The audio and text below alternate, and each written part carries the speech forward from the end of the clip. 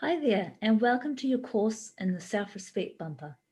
I'm so pleased to have you here and really am pleased to be able to offer perhaps a few new insights, reconfirm, or refresh anything going on for you. It is my hope that this course and those similar in our future will have an impact not only in our own lives, but the younger generations coming through. Through learning and teaching self respect, we have a real opportunity to effect positive change. There are 10 main aspects to this course with complementary subsidiary points, so no stone is unturned in helping you navigate this important attribute. There will be downloadable worksheets as we go along to enable you to form a better picture by getting your thoughts down on paper. So let's dive into it. The first aspect we're looking at on our road to developing self respect is assertiveness. So, what is assertiveness? We can define it by a state in which you are able to stand up for your opinions, thoughts, feelings without disrespecting others. An assertive person is neither passive or aggressive. You're aware that others cannot read your mind, so you understand that you must speak up for what you need in a calm manner with confidence. Therefore, communication is key to assertiveness. One of the better ways of being able to speak with confidence is being in absolute alliance with your truth. Match your body language and tone with the words and feelings you are conveying. Be sure to look in the eyes of the person you are addressing and keep a neutral expression. This gives you an air of confidence. We want people to understand our message and gain their support. We're very clever at picking up incongruency, which from experience you will know leads you to doubt a person's commitment to what they're saying. How we choose our words matters too. Use I statements. I feel, I think. It allows you to own your own worth, power, and confidence. Avoid phrases that point fingers such as you never or you always. These tend to shut the other person down and raise tension. Speak simply. Leave out accusations designed to make the other feel guilty. Be concise and direct. Less is more and will deliver impact. When it's their turn to speak, let them do so, uninterrupted. Accept that there are differences of opinions and attempt to understand their point of view. You do not have to agree with them to accept that their opinion is right for them. Stay calm and present in the moment. This keeps the interaction flowing. Have your own boundaries set so you know what you will and won't accept and tolerate. Having personal boundaries means you can say yes or no according to what feels right for your own happiness. Within this assertive aspect, we're going to need to know how to set personal boundaries. Your boundaries involve knowing your limits physically, emotionally, mentally, and spiritually. Know what makes you feel comfortable and what makes you feel stressed. Tune into your feelings. Take time to ask yourself, how is this interaction making me feel? We can know when our boundaries are being stepped on by feelings of discomfort and resentment in some form. We can rate them on a scale of 1 to 10 if we wish. Anything higher than a 6 can indicate we require personal introspection, asking ourselves questions such as, what here is bothering me? It's fine to take a pause and allow a lull in conversation as you do this. You'll find you'll be able to pinpoint a process quickly. Give yourself permission to have boundaries. It can be hard if it's a family member. Guilt, self-doubt, and fear can be reason for us to ignore the red flags when they are raised within ourselves. But personal boundaries are healthy for you and them. It's just like a stop-go sign, a boundary we all need.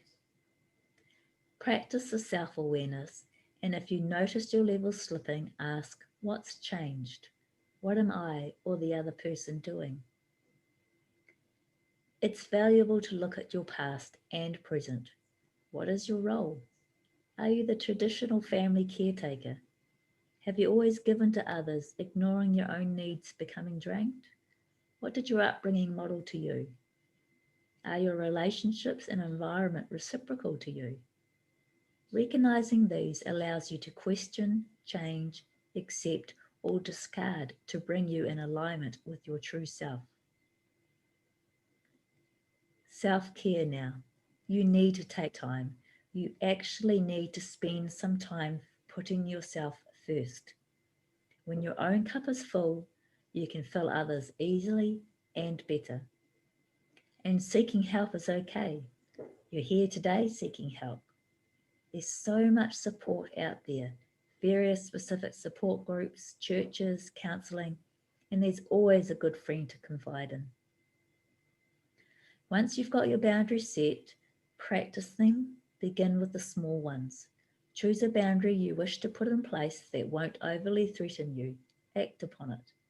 When it's been crossed, express that and then seek to address that with the other person in attempt to come to a resolution. If we can safely continue the flow in relationship, then expressing your boundaries allows it to grow and change with you. Practicing the small stuff builds courage. Now, I just mentioned self care, so we're just going to take a short track into ways we can achieve that because it gives us a real time example of what having boundaries feels like. Self care is going to give you all those warm, fuzzy, peaceful feelings. If we have no idea of those experiences, we will find it difficult to have strong boundaries. So today we're going to build a plan. In the links below this video, you'll see one titled Self-Care Building. Here you'll find prompts to help you define and write down your interests, hobbies, and type of work you feel drawn to, along with what they mean to you.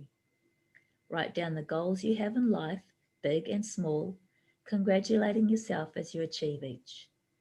Feel free to pause this video as you go ahead with that and then come back to me. Some of the things we can also do towards our self-care is keep a journal documenting your goals and achievements as you go. They really are special to look back on. For me, I have done a very simple one.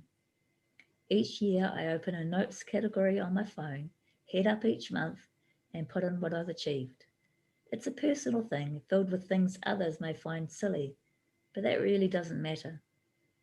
I get to look back at it, remember the experience, and feel proud.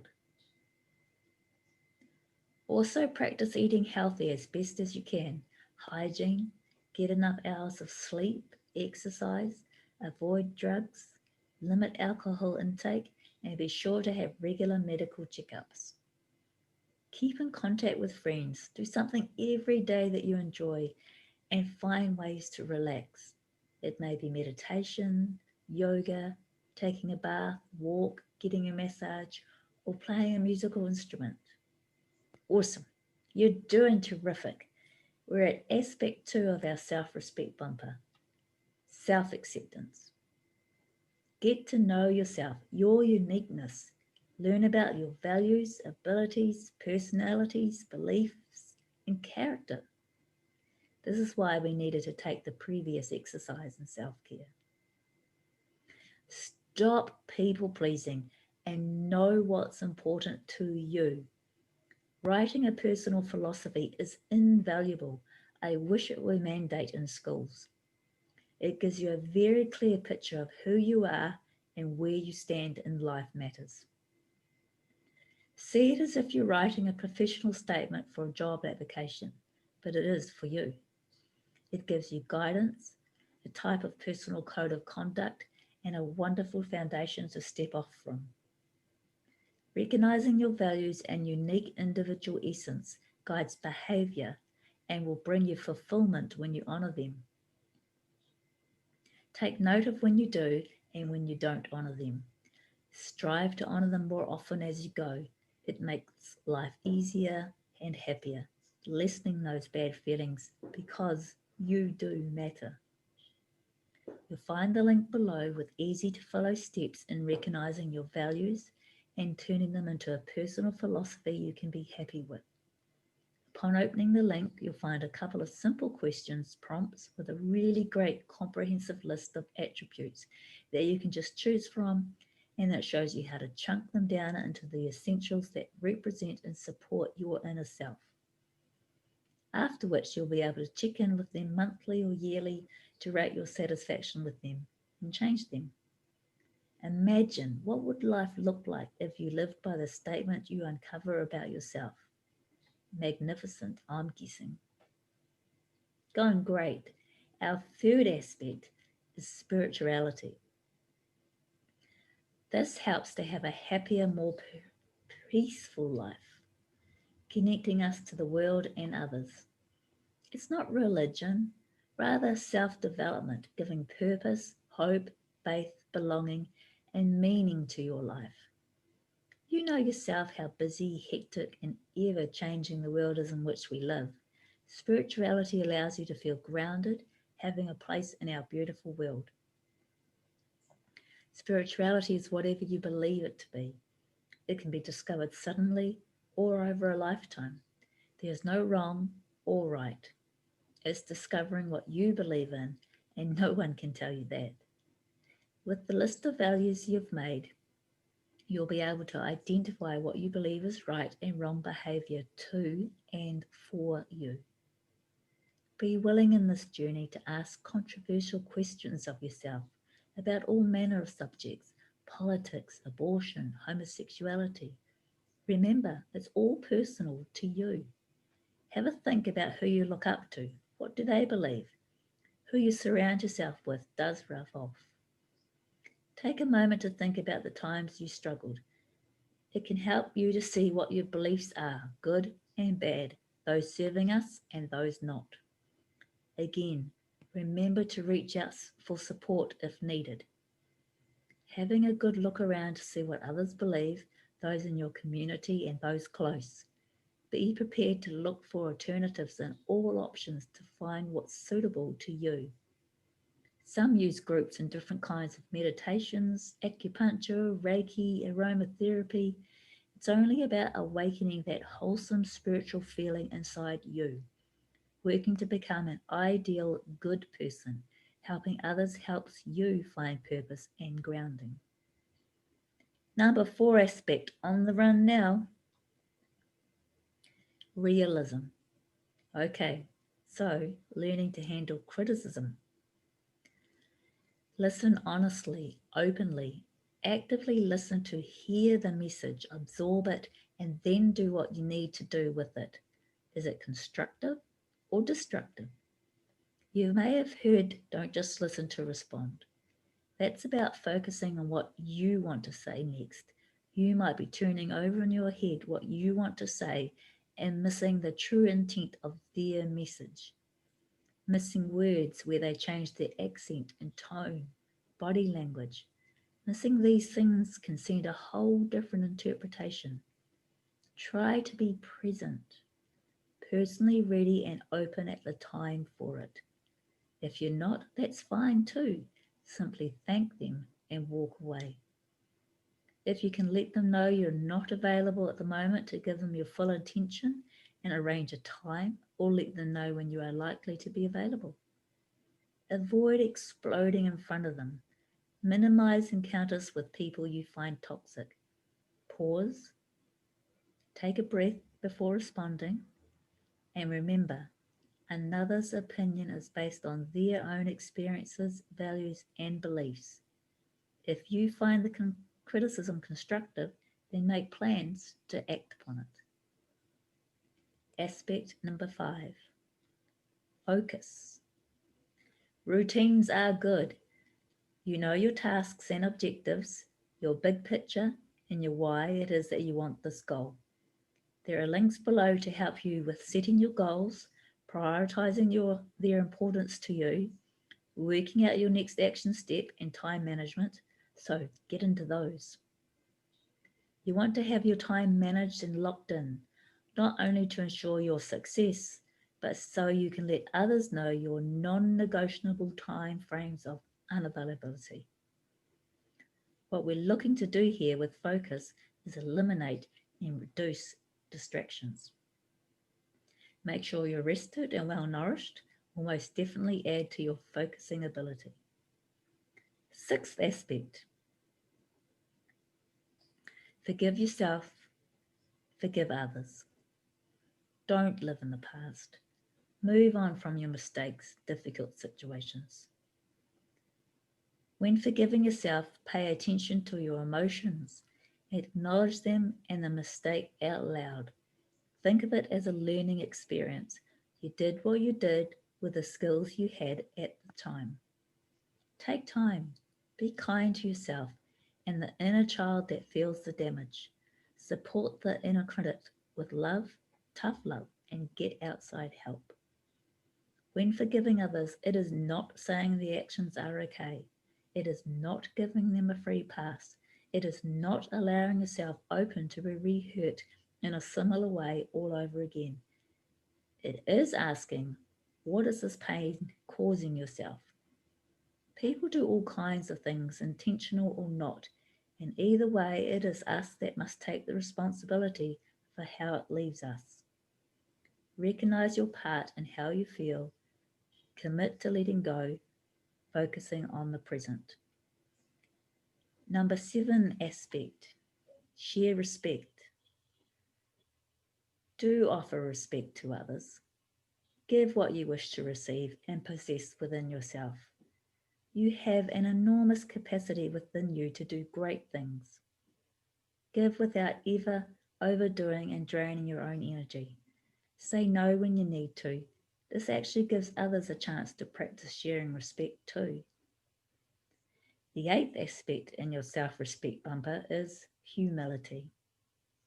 It's being selfless, really listening to others, being mindful and caring of life and nature, focusing on being here in the now and being grateful for what you have. It's understanding that it's we, not me, that makes the world go round. Others hold importance in this world just as you do, and that you know you don't hold all the answers. It's about helping others where you can, such as letting a person go ahead of you in a line, crediting your success to those that had an influence along the way, and asking others for help and feedback, being willing to show that vulnerability. The ability to show humility gains you a humble standing within yourself and to others, showing you're willing to learn and become better. You walk a taller human. Think about what you're grateful for and express it. Number 9 aspect is self-love. This is by no means arrogant. We must stop putting ourselves down. All those annoying little sneaky comments that fit in spaces and sentences and thoughts. I can't do it. I'm not good enough, smart enough, pretty enough, and on and on. Stop it now. You and me both know the world can get a little intense out there, a little rough, mean, so don't go giving that a helping hand. Stop you comparing yourself to others. Their magic is theirs. Yours is yours. And you do have magic. No one can think or do things exactly the same as you. You are unique. So let's step into that. You'll find it freeing. By now you have a better idea of what you're competent at. Work to develop them. Take a course if you like and really step into your shine. Back yourself with some well-placed, positive, self-compassionate affirmations such as, I am becoming more confident each day. Use, I am developing, I am becoming, if you're not quite there yet, so it's believable to achieve. Be consistent in these daily. Crowd out the negative Nancy's that run rampant in and out of your head and mouth. And truly learn to accept compliments. You don't have to fear that if you do, your ego will get too big or you're somehow being vain. It's just a compliment. It's just a, hey, I like what you did doing. and it's just a smile and a thank you in return. But what it is a really nice exchange between people that can trigger positivity for the giver and receiver. When you're given a compliment, you're symbolically being given a gift. Someone took the trouble to think about you and design a special present that suits just what they see in you and what they think would fit you just nicely. So you unwrap it graciously by saying thank you and accepting it. Imagine if you just poo-pooed it and threw it in their face. I imagine that wouldn't go down so well at birthday or Christmas celebrations. When you discount their compliment, that's exactly what you're doing. What you can do is think on their compliment in your own time. Find a way to turn it into a positive affirmation and repeat it a few times until you're comfortable with it. It's also useful to imagine what you would say to a friend who is feeling self-critical. We don't always feel confident in our esteem and worth, but knowing what our strengths are and spending time writing or repeating these will help build self-love. Our final aspect to cover today is responsibility. Here you make a conscious effort to no longer take a victim role. Yes, we can get a raw deal, and you are responsible for your own life. Only you can make changes happen. Self-respect springs from the willingness to accept responsibility for your own life. It is exciting to shape it as you wish. Self-respect means you are no longer a doormat, a people pleaser, self-deluder, or a self-hater. You are you, unique, independent, and beautiful. If you find yourself struggling with any of these 10 aspects to your self-respect bumper, I invite you to go over this video again. It may take a number of times to sink in, and that's fine. I also extend my services to you if you'd like to book an appointment. Together we can uncover and further refine what it is that you want from your life. By embodying self-respect and practicing it by default, we teach it.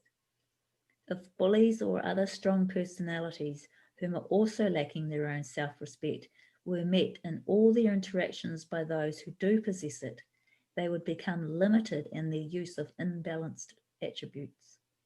They may well be forced to address them within themselves. I believe if we are continually offering by storm self-respect courses, we can alter our communities and future generations for the better. Thank you for taking part in this course. Please feel free to send me an email with your feedback. Have a fantastic day. Catch up soon.